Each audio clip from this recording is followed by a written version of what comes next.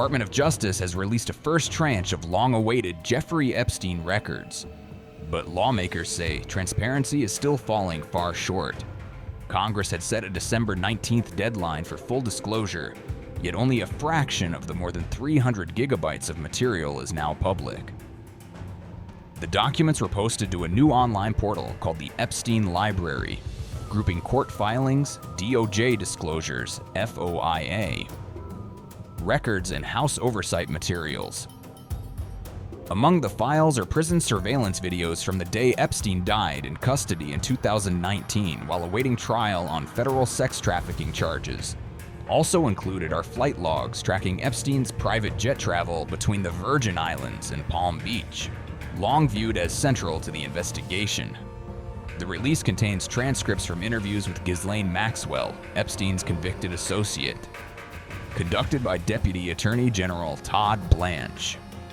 Several documents reference handwritten notes, personal photographs, and scanned book pages, though many appear without explanation or investigative context. However, the massive document release was heavily redacted, incomplete, and offered little new insight into Epstein's crimes.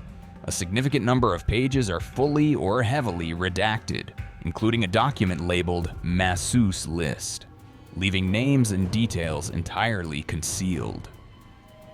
Newly released photographs show Epstein with prominent figures from politics, entertainment, and business, immediately drawing bipartisan attention. Images include former President Bill Clinton, Michael Jackson, and Britain's Prince Andrew, though their relevance to criminal conduct is not established. Other photos depict Epstein's properties and personal effects, but financial records explaining his wealth are largely absent from the release. Lawmakers say internal prosecutor memos and evidence seized from Epstein's homes were notably missing from disclosure. Representative Robert Garcia estimated the release represents roughly 10% of the material held by the Justice Department. Deputy Attorney General Blanche acknowledged the release is incomplete, promising additional disclosures while citing legal and victim protections. Democratic and Republican lawmakers alike expressed frustration, accusing the department of violating both the spirit and letter of the law. Republican Representative Marjorie Taylor Greene slammed the Department of Justice in a post on X, calling the rollout not MAGA, and accusing the DOJ of missing the lawful disclosure deadline. Representative Thomas Massie, Republican of Kentucky, a chief author of the law mandating the release of the full Jeffrey Epstein records, said Friday that the Justice Department is falling grossly short of its legal responsibilities. Senate Minority Leader Chuck Schumer and other Democrats criticized the release, noting that entire documents were blacked out with no justification provided. Representative Ro Khanna warned that impeachment or criminal referrals could follow if excessive redaction or document tampering is uncovered. The Justice Department's document dump this afternoon does not comply with Thomas Massie and my Epstein Transparency Act. They released one document from a New York grand jury of 119 pages, totally blacked out. This despite a federal judge ordering them to release that document. And our law requires them to explain redactions. There's not a single explanation for why that entire document was redacted. We have not seen the draft indictment that implicates other rich and powerful men who were on Epstein's rape island, who either watched the abuse of young girls or participated in the abuse of young girls and the sex trafficking. The reality is Pam Bondi has obfuscated for months. She first said there were no more documents to be seen. Now she's admitting and releasing hundreds of thousands of documents, but it is an incomplete release with too many redactions. Thomas Massie and I are exploring all options. It can be the impeachment of people at justice, inherent contempt, or referring for prosecution those who are obstructing justice. We will work with the survivors to demand the full release of these files, to demand justice for the Epstein class and accountability. However, the Trump administration says hundreds of thousands more documents will be released, though no firm timeline has been announced.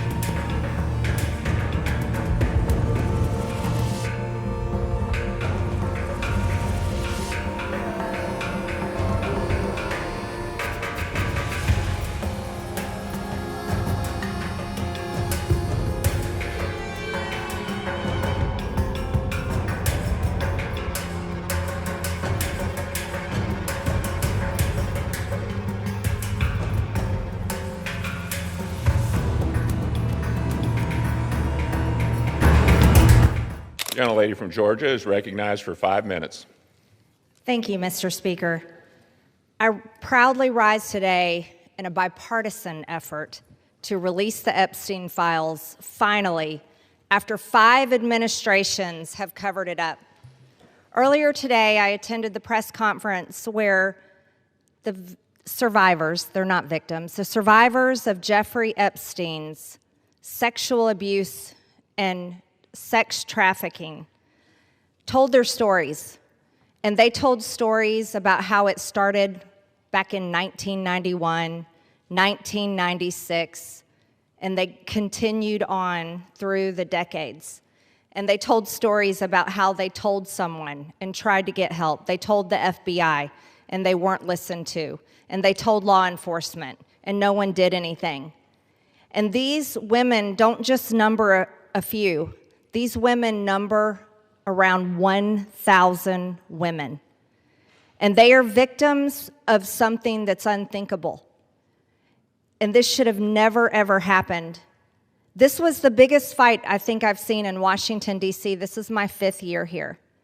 And this was a fight that we should have never had to wage. It should have been the easiest thing for every single member of Congress. It should have been the easiest thing for the Speaker of the House. It should have been the easiest thing for the President of the United States to release all the information, every single file, on behalf of these American women. These American women aren't rich, powerful elites.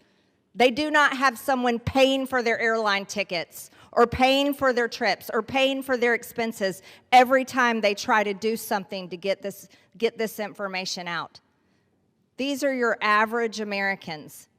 And you want to know what the Epstein files represent? The cover-up represents to average Americans. It represents the failures of the federal government and Congress to the American people. And that is what people rose up about in 2024. They wanted and demanded transparency from their government and for Americans finally to be put first. And today, with this vote, we are finally putting these victims and these survivors of Jeffrey Epstein and the cabal of rich, powerful elites that expands not just here in the United States of America, but to other countries as well. We're putting them last. And that is exactly what Americans want. You see, for far too long, Americans have been put last. And they're sick of it. They're sick and tired of it. And this is why they don't trust Congress. This is why they don't trust the government.